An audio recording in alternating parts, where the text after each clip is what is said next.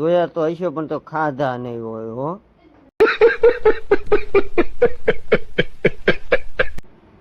ટાંકો ખોલ્યો, ટાંકો હાવ ખાલી.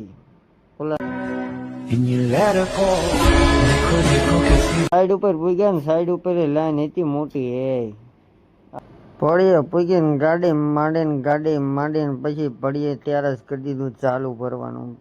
ભરીને ચડી ગયા રોડે. અમે તો ખાયણું વીનતા નીકળી ગયા. પછી આવી ગયા ગલકા. જો તમે તો કોઈ ગલકાના ઝાડ જોયા નહીં હોય હો. જોયા તો હશે પણ તો ખાધા નહીં હોય હો. પછી તો ખાયણું પાવીને ખાયણુંનો નજારો લેતા અમે નીકળી ગયા રોડ તરફ. રોડે સરતા તો થકવાડ દે. પછી તો આપણે શું પૂગી ગયા રોડે બાકડજીંગ કરતા.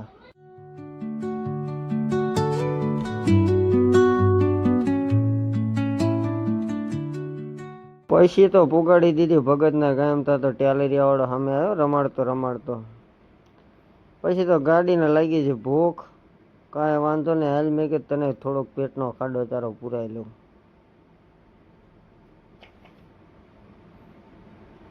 ટાંકો ખોલ્યો, ટાંકો હાવ ખાલી.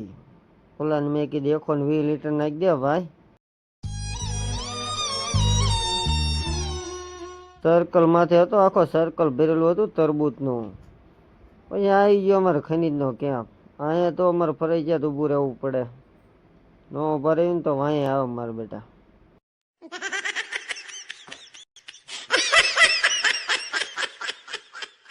પછી તો હું રોડ માથે 4 વ્હીલ હાલી જતી હતી. આખી સુંદર જેલી હતી શિપ, પણ તોય રોડમાં દોડી જતી હતી.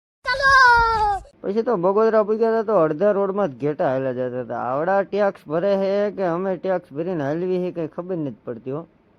અડધો રોડ એમને ઘેટાવાળાને દઈ દેવો પડતો.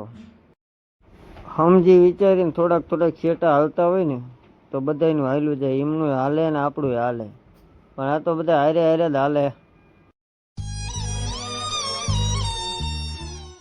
શિયાળ ગામ પાર કર્યું ને ત્યાં તો રોડ માંથી ઘેટા. આજ તો ઘેટાવાળાનો જ રોડ આપી દો આખો હાલવા.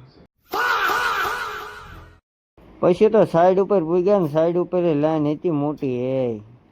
આજ તો મેં કીધું આપણો 10-11 વાગી જઈશ, કઈ વાંધો નહીં. પછી તો આપણે બેઠા શાંતિથી. પછી તો ચાંદા મામા ઉગી ગયા. તો 9 વાગ્યા ને ચાંદા મામા દેખાવા માંડ્યા.